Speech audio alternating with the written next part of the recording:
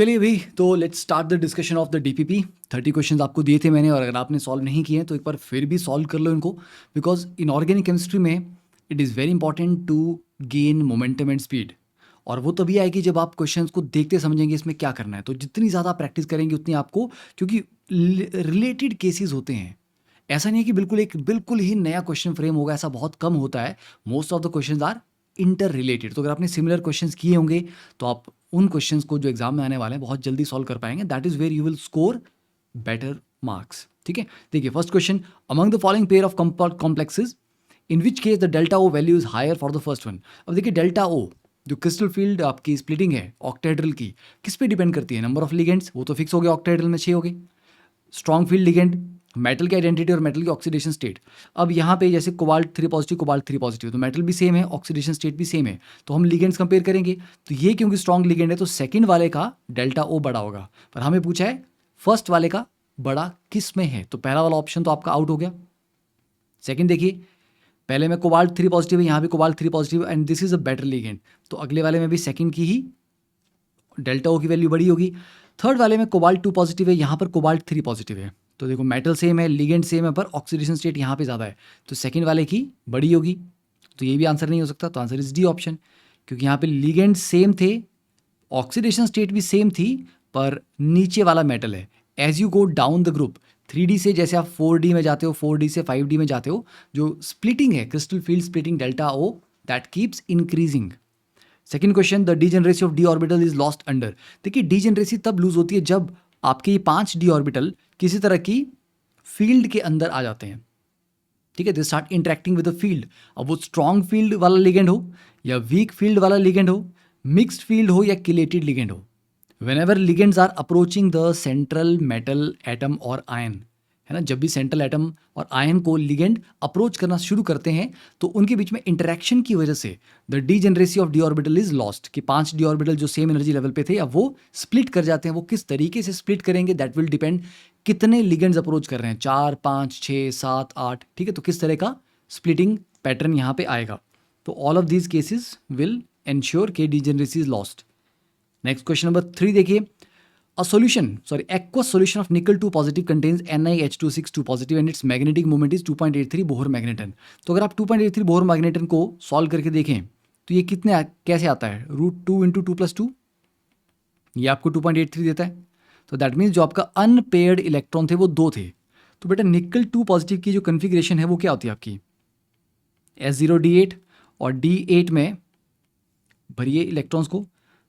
अब क्योंकि strong field ligand नहीं है तो फोर्स पेयरिंग नहीं होगी, तो ये 2 अनपेयर्ड आ गए यहाँ पे आपके पास, राइट, यस। अब ये 2 अनपेयर्ड की वजह से ये पैरामैग्नेटिक है। अब ये कह रहे हैं कि जब इसमें अमोनिया ऐड करेंगे तो होगा क्या, लिगेंड सब्स्टिट्यूशन होगा, water molecule will be replaced by ammonia. तो ये आपका चलिए बन जाएगा NiNH3 6 2 positive. Now the question is, क्या अमोनिया इतना स्ट्रॉन्ग लिगेंड है कि फोर्स पेयरिंग करवा दे? नहीं, कोई फायदा नहीं होगा। अमोनिया डालने से फोर्स पेयरिंग यहाँ पे नहीं होगी, क्योंकि निकल 2 पॉजिटिव के साथ ammonia as a strong ligand नहीं काम करता कि वो फोर्स पेयरिंग करवा दे। और अगर मान लीजिए करवा भी देता, 8 इलेक्ट्रॉन्स हैं, इनको अगर मान लीजिए वो 4 ही ऑर्बिटल्स में पेयर अप करवा देता और एक डी ऑर्बिटल खाली हो भी जाता, तो क्या आपको उसका बेनिफिट मिलता? नो, बिकॉज हमारे को अगर अंदर वाले डी ऑर्बिटल यूज करने हैं तो मुझे एटलीस्ट 2 चाहिए ताकि मैं D2sp3 बना सकूं। इकलौते डी ऑर्बिटल से मुझे कोई फायदा नहीं होने वाला, इसलिए इस केस में forced pairing is not beneficial, और वो नहीं होगी। तो पहले भी 2 अनपेयर्ड इलेक्ट्रॉन थे, अब भी 2 ही रहेंगे, तो it will remain same, magnetic moment change नहीं होगा। Next, correct order of energies of D orbitals of metal ion in a square planar complex. Square planar complex अब लास्ट लेक्चर में बहुत अच्छे से डिटेल में आपको रिवाइज भी करवाया था। तो सबसे नीचे जो एनर्जी वाले होते हैं वो आपके dxz is equal to dy z, इन दोनों की एनर्जी सेम होती है। उसके बाद आता है dz², उसके बाद आता है dxy, और सबसे ऊपर आता है एनर्जी में dx² - y²। तो इस तरह से energy of orbitals square planar splitting में रहता है। Next question number 5, which of the following is true about the complex. अब देखिए कोऑर्डिनेशन नंबर यहाँ पे 4 है, प्लेटिनम 2 पॉजिटिव का कॉम्प्लेक्स है, और आपको कितनी बार बताया मैंने कि प्लैटिनम पैलेडियम इनके जो 4 कोऑर्डिनेशन नंबर वाले कॉम्प्लेक्स होते हैं they are mostly square planar. Ligand strong हो वीक हो उससे फर्क नहीं पड़ता, स्ट्रॉन्ग लिगेंड की रिक्वायरमेंट आपके निकल टू पॉजिटिव को होती है, पर डाउन द ग्रुप जाने पे मेटल की आइडेंटिटी चेंज होने से डेल्टा जो आपका है स्प्लिटिंग वो वैसे ही बढ़ जाता है। और स्क्वायर प्लेनर में आपको पता है वैसे भी डेल्टा ओ की वैल्यू, सॉरी डेल्टा ओ तो ऑक्टेट के लिए आ गया, पर डेल्टा ऑफ एस पी काफ़ी हाई होता है ना। तो देखिए जो प्लेटिनम है आपका, प्लेटिनम की कन्फिग्रेशन क्या है, xenon 4f 14 5d9 and 6s1। तो प्लेटिनम 2 पॉजिटिव जो हम करेंगे 5d8 6s0, तो d8 आ गया यहाँ पे ये, राइट। अब ये d8 में, क्योंकि मैंने कहा कि ये स्क्वायर प्लेनर बनाता है, क्यों, क्योंकि इसमें स्प्लिटिंग इतनी होती है कि फोर्स पेयरिंग हो जाती है। तो d8 में ये जो 8 इलेक्ट्रॉन्स हैं ये 4 ऑर्बिटल में ही पेयर अप कर जाएंगे।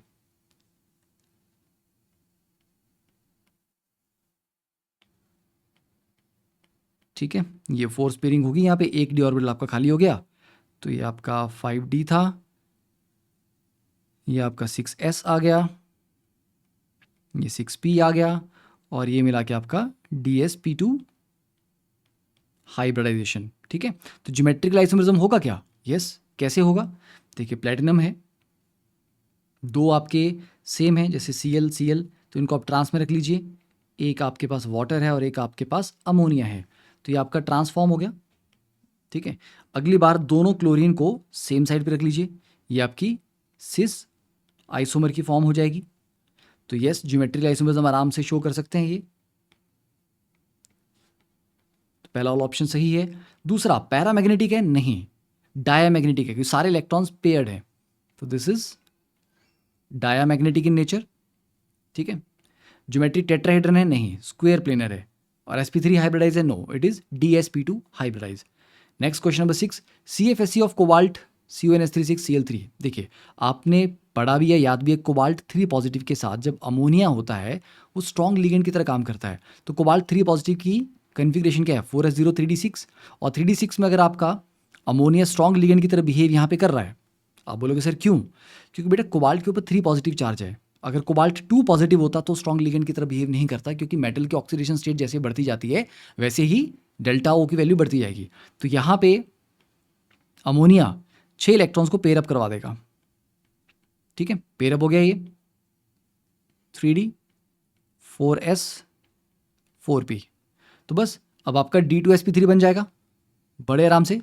तो यहाँ पर जो हाइब्रिडाइजेशन आएगी वो d2sp3। तो अल्टीमेटली अगर आप इसको T2GEG वाले तरीके से देखें, इस तरीके से, तो कौन से इलेक्ट्रॉन्स भरे हैं नीचे वाले सेट में।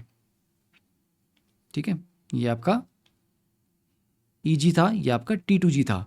तो बेटा रेफरेंस लेवल जो आपका बेरी सेंटर होता है, बेरी सेंटर से ये कितना नीचे होता है, -0.4 डेल्टा O, और ये कितना ऊपर होता है, +0.6 डेल्टा O। ठीक है, तो बेरी सेंटर ये आपका रेफरेंस लेवल है, इसके कंपैरिजन में कितना डाउन गया वो आपकी स्टेबलाइजेशन होगी। तो 6 के 6 इलेक्ट्रॉन नीचे ही हैं, ऊपर कोई भी नहीं है, तो और पेयरिंग यहाँ पे कितनी हो रही है, 3 की हो रही है। ठीक है, तो टोटल कितना रहेगा, 6 × -0.4 डेल्टा O, तो कितना आएगा, -2.4 डेल्टा O। हाँ, एक चीज़ जो यहाँ पे थोड़ा सा ये मिस कर गए हैं कि 3 पेयरिंग भी हुई है, तो +3p भी आएगा, 3 टाइम्स पेयरिंग एनर्जी वो भी यहाँ पे देनी पड़ेगी। ठीक है, but because they have not mentioned it, तो कोई बात नहीं, हम सी ऑप्शन को मोस्ट अप्रोप्रिएट आंसर लेके टिक कर देंगे। Next 7th question, the complex ion FeCN6 4 negative contains. अब यहाँ पे आयरन की ऑक्सीडेशन स्टेट है Fe2 positive, that is 4s0 3d6। In that case cyanide being a strong ligand, cyanide क्या करवाएगा, फोर्स पेयरिंग करवा देगा, और फोर्स पेयरिंग में आपके पास ये 6 इलेक्ट्रॉन्स 3 डब्बों में कैप्चर हो जाएंगे, मतलब पेयरअप कर जाएंगे, और आपके पास D2sp3 यहाँ पे आराम से बन जाएगा। ठीक है, will get D2sp3। Just hold on a second, या तो आई होप कि नॉइस नहीं आया होगा, बट अगर आ गया होगा तो आई कांट से एनीथिंग। देखिए तो ये D2sp3 बन रहा है, तो टोटल 36 इलेक्ट्रॉन्स। अब देखिए Fe2 पॉजिटिव के पास नॉर्मली आयरन का जो आपका Z वैल्यू दैट इज 26 है ना, एटॉमिक नंबर, तो Fe2 पॉजिटिव के पास नंबर ऑफ इलेक्ट्रॉन कितने हैं, 24 इलेक्ट्रॉन्स। अब 6 बॉन्ड बना रहा है, हर बॉन्ड में 2 इलेक्ट्रॉन्स आ रहे हैं, तो 12 इलेक्ट्रॉन्स को वहाँ से मिल गए, तो इसका जो इफेक्टिव एटॉमिक नंबर है, ठीक है, EAN, वो कितना रहेगा, 24 + 6 × 2 दैट इज 36। तो Fe2 पॉजिटिव पे 36 इलेक्ट्रॉन्स हैं total, that is true. sp3 D2 है, no, it is D2sp3। Total of 104 electrons है, आप काउंट करके देख लीजिए, आपको गलत आएगा ये। और 6 सिग्मा बॉन्ड है, नहीं 6 से ज़्यादा है। क्यों? क्योंकि आयरन के 6 बॉन्ड तो वैसे बन रहे हैं कोऑर्डिनेट बॉन्ड, और कोऑर्डिनेट बॉन्ड आपके सिग्मा ही होंगे यहाँ पे। और साइनाइड के बीच में भी एक सिग्मा बॉन्ड तो है, कार्बन नाइट्रोजन के बीच में। तो 6 साइनाइड में 6 carbon single bond nitrogen sigma bond होंगे, और आयरन और कार्बन के बीच में जो बॉन्ड बन रहा है वो भी सिग्मा बन रहा है ना। तो आपके सिग्मा बॉन्ड 6 तो नहीं है, ये भी गलत हो गया। नेक्स्ट क्वेश्चन नंबर 8 देखिए, among the following ions which one has the highest unpaired electrons. आराम से सॉल्व करना था, कोई ज़्यादा कॉम्प्लिकेटेड नहीं। क्रोमियम 3 पॉजिटिव, देखो क्रोमियम की कन्फिगरेशन होती है 4s1 3d5। 3 पॉजिटिव में कितना हो जाएगा, ये 0 और ये हो जाएगा 3। ठीक है, तो बेटा ये 3d3 में तीनों अनपेयर्ड रहते हैं, तो यहाँ पे 3 आ गया। जिंक के केस में जिंक 2 पॉजिटिव मतलब d10, d10 का मतलब 0 अनपेयर्ड। Fe2 पॉजिटिव में वाटर जो कि वीक लिगेंड है, Fe2 पॉजिटिव का मतलब वो d6, तो d6 में कैसा आ जाएगा 1 2 3 4 5 एंड एक पेयर अप, 4 अनपेयर्ड हो गए यहाँ पे आपके। और Fe3 पॉजिटिव में ये होता है 25, तो उसके पांचों के पांचों अनपेयर्ड होंगे। ठीक है, तो हाईएस्ट किस में आ रहे हैं, डी ऑप्शन। ये आपको पूरा मेंटली आपके सॉल्व हो जानी चाहिए क्वेश्चन, ये आपको लिखने की भी ज़रूरत नहीं पड़नी चाहिए, इतनी ज़्यादा अच्छे से आपको इलेक्ट्रॉनिक कन्फिग्रेशन याद होनी चाहिए। प्लेटिनम, अगेन मैंने कहा था प्लेटिनम 2 पॉजिटिव 4 के साथ बनाएगा तो वो स्क्वायर प्लेनर बनेगा, तो इसका आंसर भी डी ऑप्शन आ रहा है। Next, the geometry of NiCO4 and NiPPS thrice twice Cl2। अब देखो NiCO4 हमने पढ़ा हुआ है, sp3 होता है, तो स्क्वायर प्लेनर गलत हो गया। बोथ टेट्राहीड्रल, भैया निकल अब ट्राइफिनाइल फॉस्फीन के साथ यहाँ पे बना रहा है, क्या होगा, बनेगा क्या यहाँ पे, it is a good ligand, अच्छा लिगेंड है, क्योंकि फॉस्फोरस की पोलराइजेबिलिटी अच्छी होती है। इट्स अ सॉफ्ट, अब आपको हार्ड सॉफ्ट की थ्योरी ऐसे नहीं पढ़ाई है मैंने, it's a soft ligand. And निकल भी, क्योंकि लोअर ऑक्सीडेशन स्टेट में तो निकल भी बड़ा हार्ड आयन यहाँ पे नहीं है। तो NiCO4 इज टेट्राहाइड्रल, ये तो हमें कंफर्म है। बोथ स्क्वायर प्लेनर, ये ऑप्शन भी आपकी आउट हो गई। ठीक है, तो अगर आपने थोड़ी सी थ्योरी ढंग से पढ़ी होगी तो यू विल फाइंड कि yes in this case it will be a square planar complex. So answer is C option, because this is a stronger ligand. Next, why do compounds having similar geometry have different magnetic moment? अच्छा, geometry similar है, magnetic movement अलग अलग है, क्यों भाई? Due to the different reactivity. Reactivity का magnetic movement से कोई लिंक नहीं है। मैग्नेटिक मूवमेंट किस पे डिपेंड करती है, number of unpaired electrons, right. तो सिमिलर ज्योमेट्री है, जैसे मान लीजिए एक बार आपने मेटल ने 6 वाटर के साथ कॉम्प्लेक्स बनाया हुआ है, अगली बार यही मेटल 6 साइनाइड के साथ बना लेगा, तो आप ज्योमेट्री बोलेंगे कि सर इसकी भी ऑक्टाहेड्रल है और इसकी भी ऑक्टाहेड्रल है। तो जस्ट ज्योमेट्री सिमिलर थी डजंट मीन कि दोनों की मैग्नेटिक मूवमेंट सेम हो। क्लियर है ना ये? जैसे मान लीजिए यहाँ पे ये आयरन होता, ठीक है, और एक में साइनाइड के साथ बना रहा है, एक बार वाटर के साथ बना रहा है, तो साइनाइड के साथ फोर्स पेयरिंग होगी, नंबर ऑफ अनपेयर्ड इलेक्ट्रॉन आपके डिफरेंट होंगे।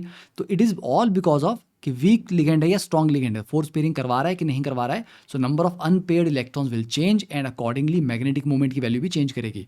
Next, on the basis of VBT find which is an inner orbital complex with zero magnetic movement. तो मतलब अनपेयर्ड इलेक्ट्रॉन आपके बिल्कुल भी नहीं है। तो देखिए पहला आपका मैंगनीज 3 पॉजिटिव। मैंगनीज नॉर्मली क्या होता है आपका 4s2 3d5, तो ये हो जाएगा 4s0 3d4। 3d4 में आप कितनी भी फोर्स पेयरिंग करवाओ, आपको पता है ना फोर्स पेयरिंग कैसी होती है, 1 2 3 और 4।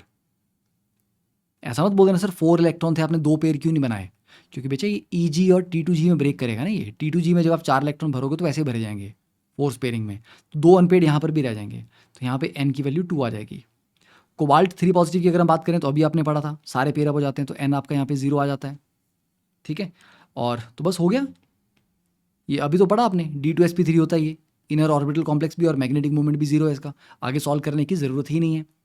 Next question number 13, the pair in which both species have same magnetic movement spin only value, मतलब नंबर ऑफ अनपेयर्ड इलेक्ट्रॉन दोनों में बराबर आपको चेक करना है। ठीक है, तो सॉल्व करेंगे आपको बी ऑप्शन आपको मिल जाएगा। क्लियर सिंपल सा क्वेश्चन है ये भी, ठीक है, नॉट कॉम्प्लिकेटेड एंड, क्योंकि Fe2 पॉजिटिव में कितना होता है आपका D6, 4 अनपेयर्ड इसमें आएंगे, और क्रोमियम 2 पॉजिटिव कितना होता है D4, और वीक लिगेंड है तो 4 अनपेयर्ड इसमें भी आएंगे, दोनों में 4 अनपेयर्ड इलेक्ट्रॉन्स आ रहे हैं। ठीक है, लिख लो उसको यहाँ पे चाहे। Next, among FeH2 6 FeCN6 FeCl the hybridization state of the iron atom. देखिए Cn का आपको पता है कि यहाँ पे आपका Fe3 पॉजिटिव का मतलब है D5। D5 में क्या हो जाएगा 1 2 3 4 5, एक अनपेयर तो बचेगा, हाँ, पर ये 2 बच जाएंगे अंदर वाले D खाली, तो D2sp3 होगा। ठीक है, तो ये वाला आपका D2sp3 होता है, ये हमें पता है फोर्थ पेयरिंग की वजह से। पर इस वाले में आपका sp3d2 होगा और FeCl6 ये भी आपका sp3d2 होगा क्योंकि क्लोराइड आपको कोई स्ट्रॉन्ग लिगेंड नहीं है, राइट। तो sp3d2 फिर d2sp3 फिर sp3d2, हाँ तो सी ऑप्शन 14 का, ठीक है, क्लियर कट केस। अब नेक्स्ट बात करते हैं क्वेश्चन नंबर 15 की। देखिए कॉपर सल्फेट .5H2 मतलब hydrated copper sulphate is blue in colour while copper sulphate is colourless. तो ऐसा नहीं है, अब देखो यहाँ पर आप बोलोगे सर जो वाटर मॉलिक्यूल हैं वो एज ए लिगेंड काम कर रहे हैं, बट आपको पता है कॉपर सल्फेट .5H2 में पांचों के पांचों water molecule as a ligand काम नहीं करते। 4 water molecules are inside the this complex, ठीक है, मतलब ये कोऑर्डिनेशन कॉम्प्लेक्स के अंदर हैं, ठीक है, कोऑर्डिनेशन स्फीयर के अंदर है, एक वाटर मॉलिक्यूल बाहर रहता है। तो ये पांचों अंदर नहीं होते, पहली बात, पांचों लिगेंड्स का काम नहीं कर रहे हैं, 4 ही कर रहे हैं। नाउ अब होगा क्या, अगर अकेला सल्फेट था, ये वाटर मॉलिक्यूल जब नहीं थे तो ये कलरलेस क्यों था? बिकॉज सल्फेट अकेले में उतना स्ट्रॉन्ग लिगेंड नहीं है कि इतनी बड़ी स्प्लिटिंग क्रिएट कर सके कि वो विजिबल रीजन में आए। तो कॉपर सल्फेट के केस में जो स्प्लिटिंग होगी वो काफ़ी कम होती है, वो इंफ्रारेड रीजन में रहता है, इसलिए वो कलरलेस दिखता है। जो वाटर मॉलिक्यूल साथ में आ जाते हैं, थोड़े स्ट्रॉन्गर लिगेंड है कंपैरेटिवली, तो वो थोड़ी ज़्यादा स्प्लिटिंग क्रिएट करते हैं, तो एनर्जी गैप जो है वो इंफ्रारेड से विजिबल रीजन में आ जाता है, जिस वजह से आपको कलर दिखाई देता है, ठीक है। तो क्लियर हो गया। तो because water is a strong field ligand then sulphate, हाँ relatively yes, because sulfate is a strong field ligand, that is wrong, because copper sulfate is not a complex, that is wrong, because no dd transition is possible in copper sulfate। बात तो आपकी ये भी वैसे logical तो थोड़ा बहुत है, क्योंकि अकेले कॉपर सल्फेट में डी ट्रांजिशन का फंडा हम नहीं देते। डी ट्रांजिशन तो हम तब देते हैं ना कि जब कॉम्प्लेक्स बना, ठीक है, और कॉम्प्लेक्स बना फिर स्प्लिटिंग हुई और तब जाके लोअर डी ऑर्बिटल अपर डी ऑर्बिटल वो आएंगे। तो यहाँ पर अकेले सल्फेट के साथ तो यार सिर्फ ये सिंगल लिगेंड है, कोऑर्डिनेशन नंबर इज़ 1 है ना, तो 1 will not create such kind of splitting. तो इसलिए थोड़ा सा ट्रिकी तो है, क्योंकि इसमें ये डिपेंड करता है कि आप कितने ज़्यादा नॉलेज के बेसिस पे इस क्वेश्चन का आंसर देना चाह रहे हैं। तो बेस्ड ऑन दैट मैं तो ये बोलूँगा कि चलिए आंसर आप डी लगा दीजिए, ठीक है। इन्होंने लिखा तो because no d transition possible in copper sulphate, पर रियल आंसर कंफर्म कर रहा हूँ आपको मैं, ठीक है, कि रियल आंसर आप इस तरह से लिख सकते हैं, the ligand field strength of SO4 2 negative is so weak. पहली बात तो आप उसको कॉम्प्लेक्स कंसिडर करेंगे नहीं, है ना, कि अकेले कॉपर सल्फेट को तो आप बोलेंगे सर एक आयनिक कंपाउंड है ना, कॉपर 2 पॉजिटिव सल्फेट आपस में कंबाइन कर रहे हैं, तो कोऑर्डिनेशन कॉम्प्लेक्सेस के अंदर तो ये आया ही नहीं। बट अगर आप थोड़ा डिटेल में जाके इसको देखें तो बेसिकली सल्फेट भी एक तरह का लिगेंड की तरह ही काम करता है, बट इसकी स्ट्रेंथ इतनी वीक है, ठीक है, so that the corresponding D transition occurs in infrared region, ठीक है, ऑफ स्पेक्ट्रम, तो इसलिए कलर आने का स्कोप ही नहीं है, ठीक है। तो ये क्लियर है ये, and I am not saying this out of कि मेरे को ऐसा लगता है ऐसा, you can also cross verify it,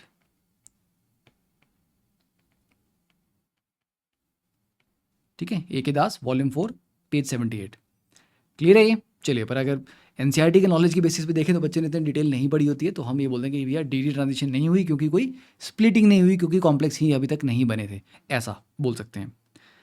now which of the following compound is not coloured yellow, okay. अब देखिए ये आपका नॉलेज बेस है, इसमें आप अगर दिमाग लगाएंगे तो दिमाग लगाने से तो आपको कलर्स नहीं दिखेंगे, आपको अगर ये पता है तो पता है, नहीं पता तो नहीं पता, ठीक है। तो आंसर इज ए ऑप्शन, ठीक है। ये पढ़ने वाला पार्ट है, ये मेमोरीज बेस्ड है, तो अगर आपने एनसीईआरटी में जितने भी केसेस दिए हैं वो अच्छे से पढ़े हैं तो देयर इज़ अ पॉसिबिलिटी आप कलर के बारे में कुछ बता पाएंगे। Next question number 17, FeCN6 4 negative FeH2 6 और of different colours in dilute solution because, क्योंकि भैया दोनों में लिगेंड डिफरेंट है, सीधी सी बात, सिंपल सा क्वेश्चन है। लिगेंड डिफरेंट होंगे तो स्प्लिटिंग अलग अलग आएगी, स्प्लिटिंग अलग आएगी तो एनर्जी लेवल का डिफरेंस अलग होगा, तो कौन सी वेवलेंथ एब्जॉर्ब होनी है कौन सी रिफ्लेक्ट होनी है वो डिफर कर जाएंगी, वेरी कर जाएंगी, तो कलर डिफर करेंगे। Next 18th, the correct order for the wavelength of absorption, देखिए इन द विजिबल रीजन जितना बड़ा गैप होगा डेल्टा ओ का उतनी ही छोटी वेवलेंथ होगी, क्योंकि energy is inversely proportional to lambda, bigger the energy gap smaller the wavelength. अब बोला correct order for the wavelength of absorption, तो बेटा सबसे बड़ी वेवलेंथ वहां पे आएगी जहां पर एनर्जी गैप सबसे कम है, तो delta E is inversely proportional to lambda. ठीक है, तो सबसे छोटा गैप कौन सा होगा? नाइट्रो एक स्ट्रॉन्ग लिगेंड है कंपैरेटिवली, अमोनिया भी रिलेटिवली ठीक है, वाटर से बेटर, तो वाटर सबसे वीक हो गया, तो इसमें एनर्जी गैप सबसे छोटा होगा, इसलिए डेल्टा ई की वैल्यू सबसे कम आएगी, तो लैम्डा सबसे आगे आएगा, तो 3 आपका सबसे आगे आना है, तो मतलब ये 2 ऑप्शन तो आपकी पहले ही एलिमिनेट होगी। ठीक है, 3 सबसे आगे आएगा। उसके बाद 1 और 2 में ज़्यादा स्ट्रॉन्ग कौन सा है? NO2 स्ट्रॉन्गर देन NH3, तो NO2 सबसे पीछे आएगा, सी ऑप्शन। ठीक है, तो इसको यहाँ पर ऐसे कर लीजिए आप, स्ट्रेंथ ऑफ लिगेंड्स सबसे स्ट्रॉन्ग आपका NO2 नेगेटिव आएगा, फिर आपका NH3 है, एंड देन वाटर है। Next 19 question, match the following columns. Again आसान है, 1-2 को सॉल्व करो, उसके अकॉर्डिंग फिर एलिमिनेट करो ऑप्शंस को। ठीक है, देखिए AgNH3 ट्वाइस, बॉस 2 ही लिगेंड है तो लीनियर ही बनना है, और कोई स्कोप ही नहीं है। ठीक है, तो लीनियर सिर्फ एक ही ऑप्शन दिया हुआ है, एंड मैग्नेटिक मोमेंट 0। अब Ag1 पॉजिटिव, सिल्वर की क्या होती है?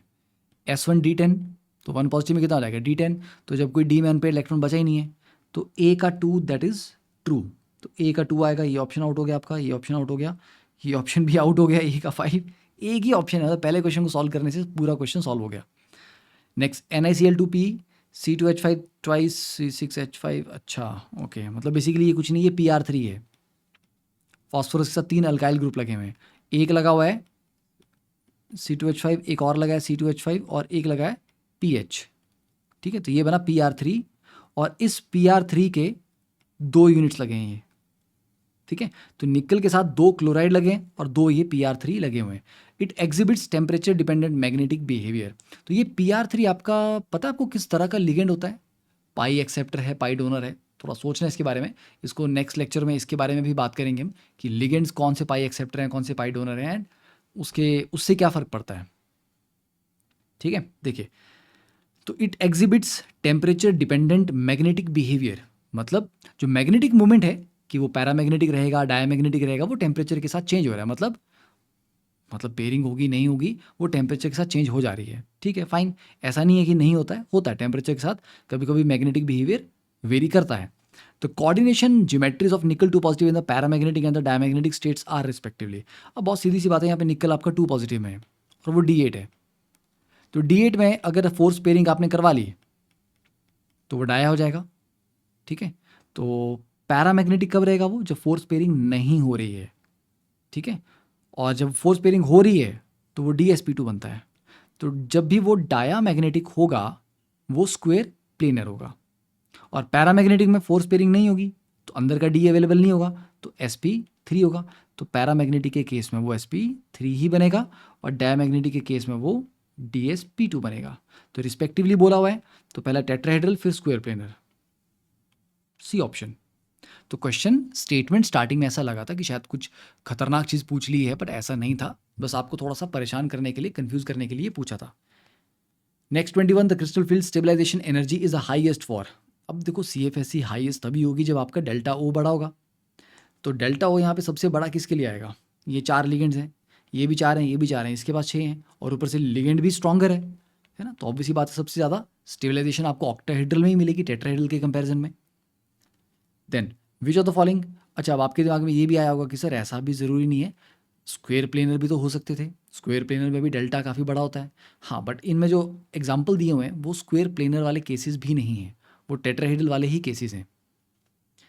ठीक है, तो आपके दिमाग में स्क्वायर प्लेनर वाला भी एक आइडिया होना चाहिए कि स्क्वायर प्लेनर में भी काफ़ी बड़ी स्प्लिटिंग होती है, ऑक्टेड्रल से ज़्यादा होती है। Next, which of the following complex is minimum magnitude of delta O। पहला तो आंसर नहीं हो सकता क्योंकि इसके पास स्ट्रॉन्ग लिगेंड है, तो मिनिमम तो नहीं होगा इसका, और ये भी नहीं हो सकता, तो सबसे वीक लिगेंड कौन सा है इसके पास? सी ऑप्शन, क्लोराइड, तो उसमें डेल्टा O सबसे कम होगा। विच of the following configuration of ions has 0 CFSE in both strong and week ligand.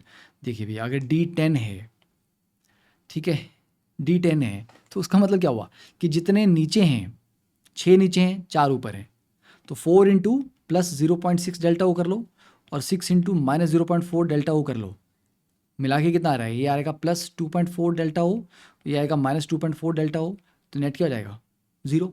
तो D10 में जितनी स्टेबलाइजेशन मिलती है उतनी ही डिस्टेबलाइजेशन भी मिलती है, तो ऑप्शन ए सिंपल। ठीक है, 0 CFSE in both strong and week ligand. हाँ, अब इसमें स्ट्रॉन्ग लिगेंड रखो वीक रखो, उससे कोई फर्क यहाँ पे नहीं पड़ने वाला। ठीक है ना। D8 में क्या हो जाएगा, D8 में स्ट्रॉन्ग लिगेंड होगा तो फोर्स पेयरिंग कुछ और करवाएगी, वीक होगा तो कुछ और होगा यहाँ पे, है ना। तो वहाँ पर तो क्या होगा, 0 नहीं आएगा ना CFSE, D10 में 0 आएगा आपका। Next, which of the following coordination entities should be expected to absorb light of lowest frequency. Lowest frequency मतलब एनर्जी गैप आपका मिनिमम है, तो मिनिमम एनर्जी क्या, देखिए इथाइलिन डायमीन एक तो स्ट्रॉन्गर लिगेंड भी और ऊपर से ये किलेशन भी बनाता है, रिंग्स बनाता है, रिंग्स बनाने से एक्स्ट्रा स्ट्रेंथ मिलती है, कॉम्प्लेक्स ज़्यादा स्टेबल होता है। और ये अमोनिया है 6, यहाँ पर भी क्रोमियम के बॉन्ड नाइट्रोजन से बन रहे हैं, यहाँ पर भी क्रोमियम के बॉन्ड नाइट्रोजन से बन रहे हैं, पर क्योंकि इसमें रिंग टाइप स्ट्रक्चर बनता है जो कि ज़्यादा स्टेबिलिटी प्रोवाइड करता है, तो इसके केस में डेल्टा ओ थोड़ा बड़ा आएगा, किलेट इफेक्ट। ठीक है, तो इन दोनों में तो हायर आ गया, इसमें और हाई है, इसमें सबसे कम होगा क्योंकि सबसे वीक लिगेंड आपका बी ऑप्शन में। Next, the magnitude of crystal field stabilization energy और delta T in tetrahedral complexes is considerably less than the octahedral, that is fine. Delta O कितना होता है, ये ऐसा लिख लीजिए, delta T is equal to 4/9 of delta O. ठीक है, तो there are only 2 ligand instead of 6। हाँ, तो ये बोल रहा है कि क्यों टेट्राहेड्रल में स्प्लिटिंग कम क्यों होती है। सिंपल सा लॉजिक है। देखिए पहली बात, यहाँ पे 4 लिगेंड्स हैं, ऑक्टाहेड्रल में 6 थे, ऑक्टाहेड्रल में जो 6 के 6 थे वो लिगेंड्स डायरेक्टली ऑर्बिटल्स को फेस करते हैं,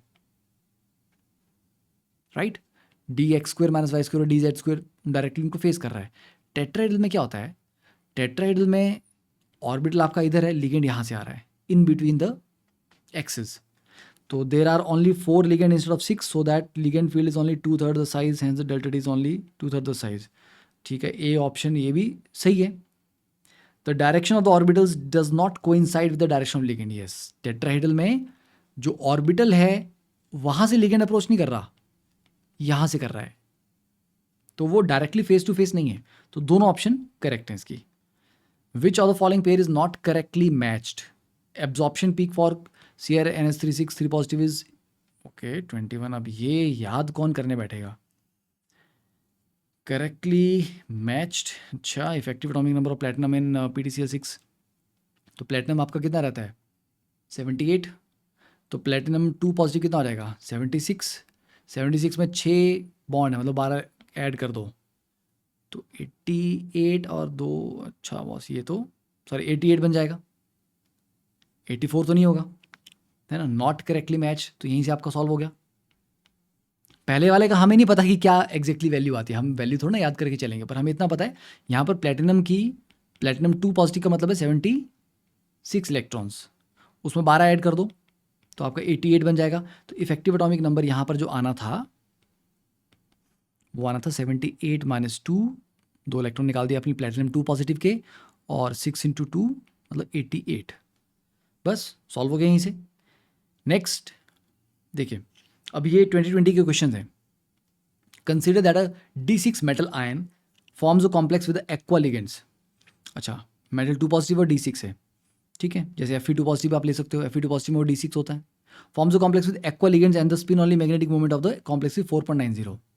4.90 का मतलब कितना हो जाएगा, उसका रफली 5 ले लो, ठीक है, तो मतलब √25 का, तो ऑलमोस्ट जो आपके पास अनपेड इलेक्ट्रॉन्स थे वो कितने थे 4, है ना, बिकॉज √4 × 4 + 2, ठीक है, तो दिस इज रफली 4.90। तो यहाँ पर आपके अनपेड इलेक्ट्रॉन्स ये हैं वो आपके 4 हैं, और वो कब होता है वाटर के साथ। Fe2 पॉजिटिव का केस देख लो, Fe2 positive means D6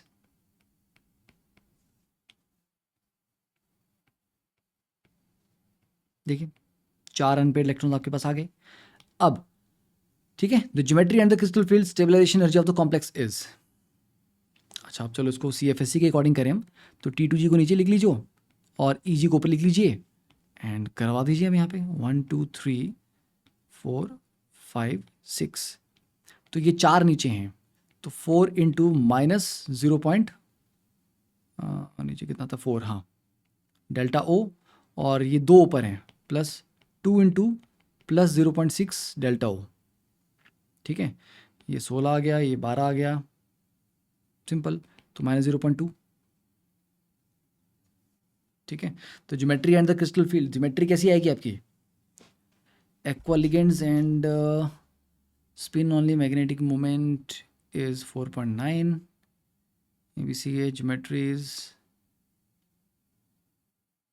tetrahedral. अब देखो ना, ऑक्टेड्रल वाला केस तो उन्होंने दिया ही नहीं, क्योंकि ऑक्टेड्रल में मेरे पास कितना आ रहा था, -0.2 आ रहा है, ऐसा ऑप्शन तो दिया ही नहीं है, तो मेरे को टेट्राहेड्रल भी कंसीडर करना पड़ेगा।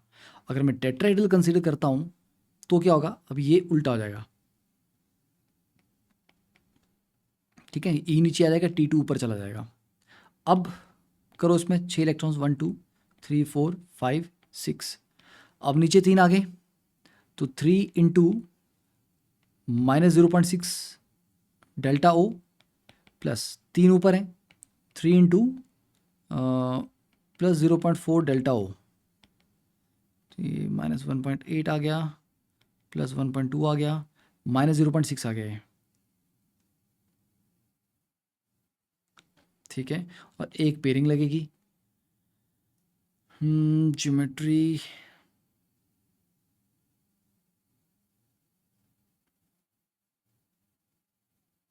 1p तो आएगा, 2p तो नहीं आएगा, 2p इज़ आउट। ऑक्टाहेड्रल में ये भी नहीं आ रहा है,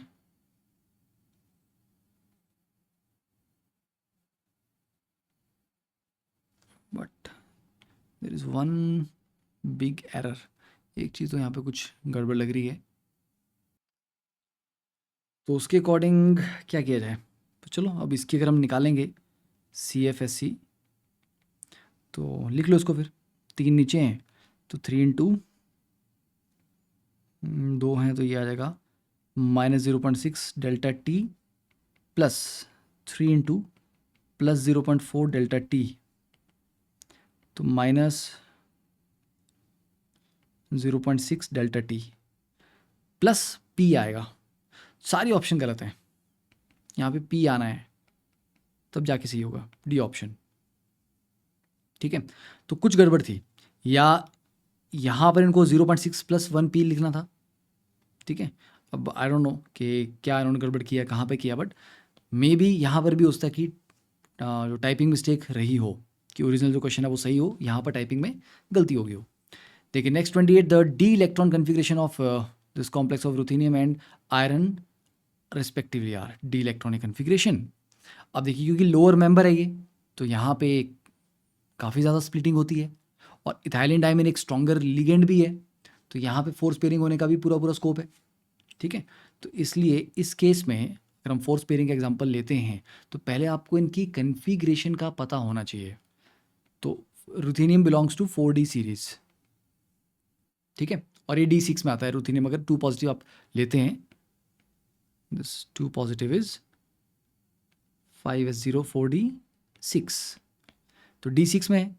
और आयरन 2 पॉजिटिव की बात करें तो ये 4s0 3D6 आता है ना, तो मतलब ऊपर नीचे वाले पड़ोसी हैं दोनों ये। पर आयरन के साथ वाटर एक स्ट्रॉन्ग लिगेंड का काम नहीं करेगा, ठीक है। तो उसमें अगर जो 6 इलेक्ट्रॉन आप रखोगे तो 6 में से फिलिंग कैसे होगी, 1 2 3 4 5 6, EG में 2 जाएंगे और T2G में 4 जाएंगे, तो यहाँ पे आपके T2G में 4 जाएंगे और EG में 2 जाएंगे, आयरन के केस में बता रहा हूँ मैं, ठीक है। तो इसके अकॉर्डिंग पहले कर लो, T2G6 ये गलत हो गया, T2G4 EG2 ये वाला सही है, T2G4 EG2 ये वाला भी सही है, ये वाला भी गलत हो गया, तो 2 ऑप्शन यहीं से आपकी एलिमिनेट होगी। अब ये देखना है कि इसके केस में जो 6 इलेक्ट्रॉन है वो कैसे जाएंगे, अब वो फोर्स पेयरिंग करवा देगा, क्योंकि इथाइलिन डायमीन एक तो लिगेंड भी स्ट्रॉन्गर है और ऊपर उसमें किलेशन इफेक्ट भी आ रहा है, ठीक है। तो कंप्लीट वहाँ पे पेयरिंग जब हो जाएगी तो दैट विल बी सारे के सारे T2G6 में चले जाएंगे और EG में कोई नहीं जाएगा, ये तो option B. 29th, complete removal of both the axial ligands. देखिए ऑक्टाहेड्रल से जब हम दोनों एक्सियल लिगेंड निकाल देते हैं, तो ये तो आपने पढ़ा था जॉन टेलर डिस्टॉर्शन में, ये तो होता है, ये वाला बॉन्ड वीक होता चला जाता है और धीरे धीरे ये निकल ही जाता है, ठीक है। और जब ऑक्टेडल से इन दोनों को निकालते हैं तो फिर जो ज्योमेट्री आती है पीछे वो क्या आती है, square planar. Leads to which of the following splitting pattern, square planar पूछा है इन्होंने बेसिकली। ये बिल्कुल ए सही है इसका, ठीक है। रिलेटिव नॉट ऑन स्केल, हाँ ठीक है। डीजेड स्क्वायर ऊपर गलत हो गया, ये बीच में आ गया, ये भी गलत हो गया, ये भी गलत हो गया, ठीक है, simple. Now 30th, the complex ion that will lose its crystal field stabilization energy upon oxidation of its metal to +3 oxidation state. Again 2019 का क्वेश्चन है और अच्छा क्वेश्चन है, ठीक है। अभी रिसेंटली में तो कुछ अच्छे डिफरेंट टाइप के क्वेश्चन आना यहाँ पे स्टार्ट हुए हैं, ठीक है। देखिए, the complex ion that will lose its crystal field stabilization energy upon oxidation of its metal to +3। अब ये कुछ नहीं है, ये क्या है, आपको बस फिनांथ्रीन का स्ट्रक्चर दिया हुआ है। स्ट्रक्चर का क्या करेंगे हम, ठीक है, बाइडेंटेड लिगेंड है ये, इस तरह से किलेशन यहाँ पे ये कर देगा, दैट इज करेक्ट। तो अब यहाँ पे देखिए हमें करना क्या है, will lose its crystal field stabilization energy. तो पहले तो आपको ये आइडिया होना चाहिए कि ये जो सारे मेटल्स हैं ये 2 पॉजिटिव ऑक्सीडेशन स्टेट में, तो अभी इनके पास अगर सारे ऑक्टाहेड्रल कॉम्प्लेक्सेस हैं, ठीक है, तो आपके पास ये जो स्प्लिटिंग आएगी इस तरह से आएगी, EgN T2G। अब कैसे इसकी फिलिंग हो रही है, दैट विल डिसाइड कि आपका क्रिस्टल फील्ड स्टेबलाइजेशन एनर्जी की वैल्यू कितनी आएगी, एंड विल लूज। अब देखो यार, लूज कब होता है, अब जब इलेक्ट्रॉन आपका एनर्जी में नीचे जा रहा है तो आपको स्टेबलाइजेशन मिल रही है, बट अगर इलेक्ट्रॉन आपका ऊपर जा रहा है तो आपकी स्टेबलाइजेशन कम हो रही है। अब ऊपर जाने वाला स्कोप यहाँ पे नहीं है, क्यों, क्योंकि हम 2 पॉजिटिव से 3 पॉजिटिव में जा रहे हैं, मतलब we are losing another electron. तो ऐसा मान लीजिए कि नीचे यहाँ पे सपोज 6 इलेक्ट्रॉन थे, 2 4 6, राइट। अब 6 में से अगर एक चला जाए तो 5 ही रह जाएंगे। तो पहले 6 इलेक्ट्रॉन्स की एनर्जी इस लेवल से नीचे थी, अब सिर्फ 5 की रह गई, तो स्टेबलाइजेशन कम हुआ है ना यहाँ पे। तो ये आपको सिनेरियो यहाँ पर देखना है। तो लास्ट वाला ऑप्शन अगर आप देखें तो क्लियरली हमने, क्योंकि बार बार पढ़ा भी हुआ है, Fe2 पॉजिटिव आपका D6 होता है, फिनेंथ्रीन अच्छा स्ट्रॉन्ग लिगेंड है, ठीक है, नाइट्रोजन बेस ये आपका, और किलेशन भी है, तो उसकी वजह से एडिशनल स्टेबिलिटी आ जाती है रिंग की फॉर्मेशन की वजह से। तो Fe2 पॉजिटिव में वो D6 था और Fe3 पॉजिटिव में वो D5 गया, ठीक है, ये आपका D6 है और इससे जब ये Fe3 पॉजिटिव में जाएगा दैट विल फॉर्म D5। तो यहाँ पे आपकी जो स्टेबलाइजेशन है 6 इलेक्ट्रॉन्स को मिल रही है और D5 में वो सिर्फ 5 को मिलेगी, तो definitely there is a loss of stabilization here, तो डी ऑप्शन इज आंसर, ठीक है, सिंपल था ये, डन। चलो, एंड बाकी कोई भी इनपुट हो, कोई भी फीडबैक हो, you can drop a message on WhatsApp 7018105470 and Telegram group पे बने रहिए एंड शेयर करते रहिए अपने दोस्तों के साथ अगर आपको लेक्चर्स अच्छे लगते हैं, ठीक है। Thank you, have a wonderful day, bye.